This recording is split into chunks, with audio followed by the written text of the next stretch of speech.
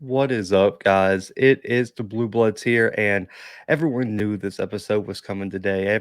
Every show in the country, from local radio to ESPN to Fox Sports, is going to cover this story where Nick Saban just absolutely unleashed on his thoughts on the NIL, on recruiting practices, on really everything, and he targeted a a guy who used to work under him and Jimbo Fisher, and then his Aflac commercial partner in Deion Sanders, where they also do have a relationship. So it was a weird and just crazy night on social media. And Jimbo Fisher has already responded. We'll kind of get into what he said today, and we're still waiting on Deion Sanders' response. He tweeted out and put on Instagram last night that he was going to respond, that he was going to respond to the lies that Coach Saban told last night. But let's get into just kind of what happened last night. Let's go from the beginning, and then we'll kind of talk about what what my thoughts on it and what other people are saying. But Nick Saban, talking about NIL, said, quote, A&M bought every player on their team, made a deal for name, image, likeness. We did not buy one player, but I don't know if we're going to be able to sustain that into the future because more and more people are doing it.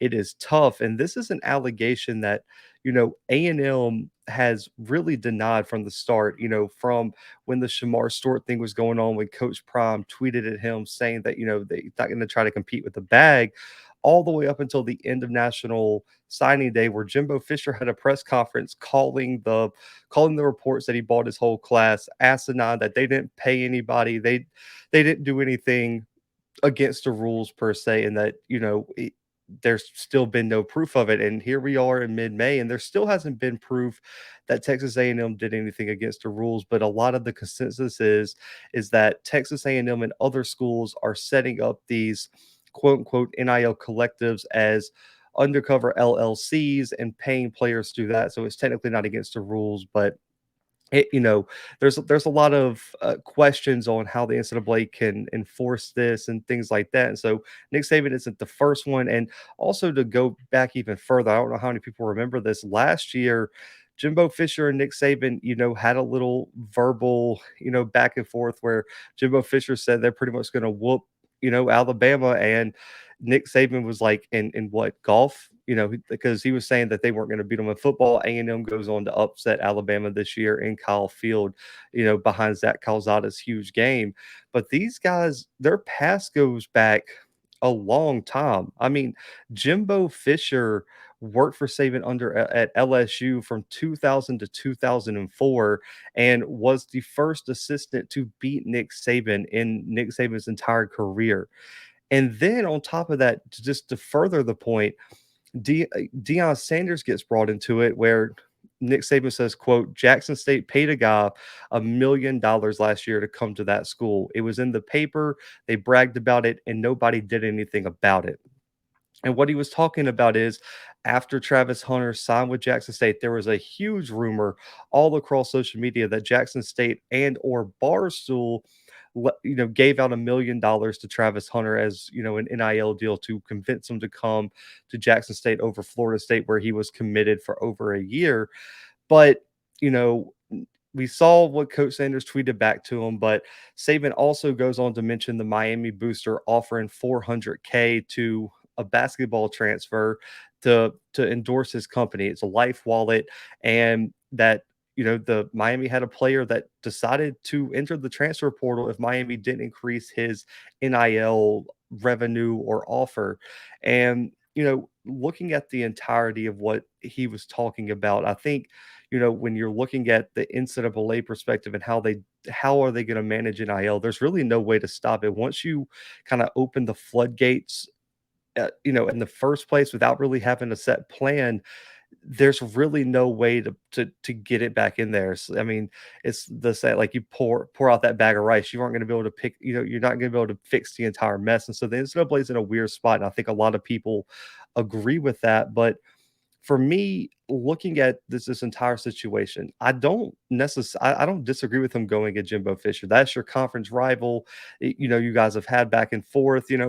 That happens in SEC media all the time. Lane Kiffin is having a ball right now on Twitter talking about this scenario, and so I don't think you seeing any pushback on him calling out Jimbo Fisher because it's going to be two guys who probably do know a little bit about each other, and I personally don't see that going anywhere. But the fact that he went out of his way to call out Coach Prom and say that Jackson State gave Travis Hunter $1 million, I think that's where a lot of people's a lot of people are giving this a side eye because one, to give $1 million, that's a lot of money, and Travis Hunter was worth every penny of it and probably more to whatever school landed him. But Jackson State's football, I mean, that would be what, an eighth of Jackson State's football budget, which sits about $8 million, I believe last time it was reported. So you're looking at an eighth of an entire football budget, and I believe Coach Prime does not make $1 million himself at Jackson State.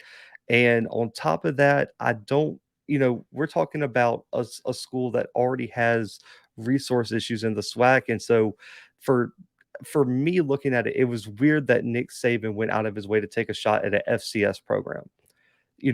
Taking a shot at your conference rival that, you've been going up against year in and year out, your former assistant, like, yeah, that's just trash talking your opponent this year. But to go down to the FCS level and take a shot at them after the historic addition that they had this all season with Travis Hunter, and then even Kevin Coleman, the 4-star who decided to commit to Jackson State. I believe they have another 4-star already committed in this last class. I'm blanking on the kid's name, but it's another wide receiver. I believe it's Lockhart.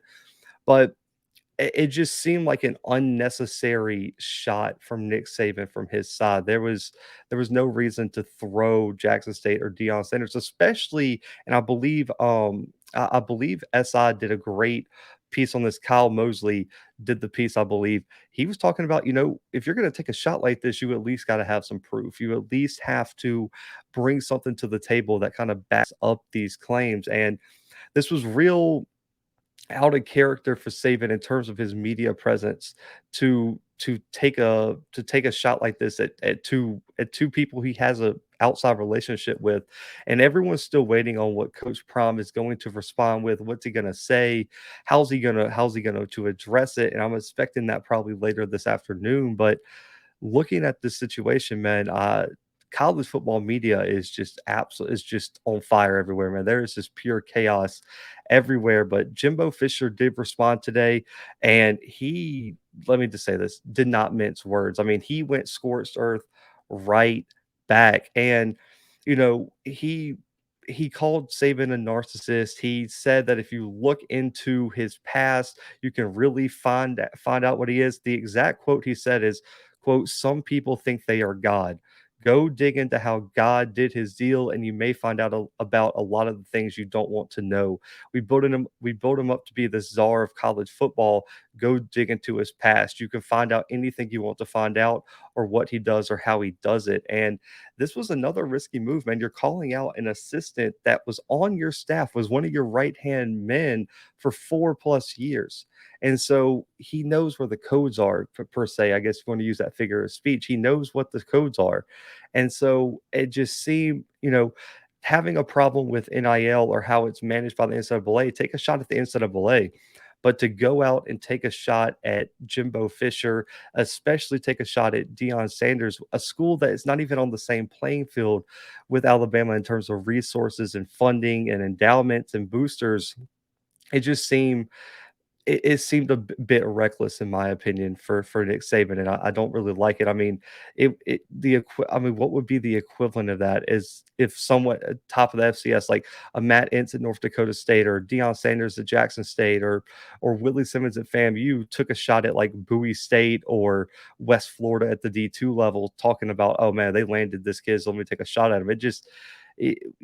well, I don't understand. There's for me looking at it, there's no benefit to that. That there was call out the NCAA all you want. I think everyone that's watching this video, everyone that supports the channel, myself, we understand that the NCAA has done a lot wrong here, and no one is standing behind the NCAA and how they're handling things. But to take a shot at two coaches who are just right now, I'll just say this, have no proof of cheating, and to take and to especially coming from a place where Alabama has been on sanctions, where there are a lot of rumors that Alabama's paying players. I believe there was a guy who went to Florida State back in the late 90s who said Alabama, even though that has nothing to do with Nick Saban, he was there. Alabama was offering him money to come there. I mean, it's been known like e- everybody gets paid in college football. Every school in the country is paying players some way or another, whether it's through stipends, whether it's through boosters, whether it's under the table money, regardless of what it is, there's always some form of payment coming to everybody all across the country. So it's really the pot calling the kettle black situation here. It for me, this was one of the worst media looks I think for Nick Saban that he's had in a long time. Even going back to the Maria Taylor situation, the interview where he just went completely off at the halftime interview or after the game, talking about the QB battle between Hurts and Tua. He's going to have to take this one on the chin, and this was a bad look. It seemed like it was a bit emotional, not very well thought out. But am interested to see what Deion Sanders says. Of course, I'm probably going to go live probably this weekend, maybe Friday night, to just get y'all's opinion on it on a call-in show, just really see. But I want you guys to comment below. What are your thoughts on what Saban said? I will also want to know your thoughts on Jimbo's response. What do you think Coach Prime's going to respond? And what are your thoughts on this whole situation? But for me, this is a really bad look for Saban, and Jimbo did not leave any rock unturned in his response, came absolutely straight for Saban, even went as far as saying he blocked Saban in his phone and is not answering any phone calls. So I'm really interested to see how Coach Prime approaches this. But man, comment below on all the craziness going on in college football. Hit that subscribe button, hit the like button on this video, comment below all your thoughts. And listen, we'll be back tonight with another episode once all this madness kind of dies down. But until next time, guys, the Blue Bloods are out.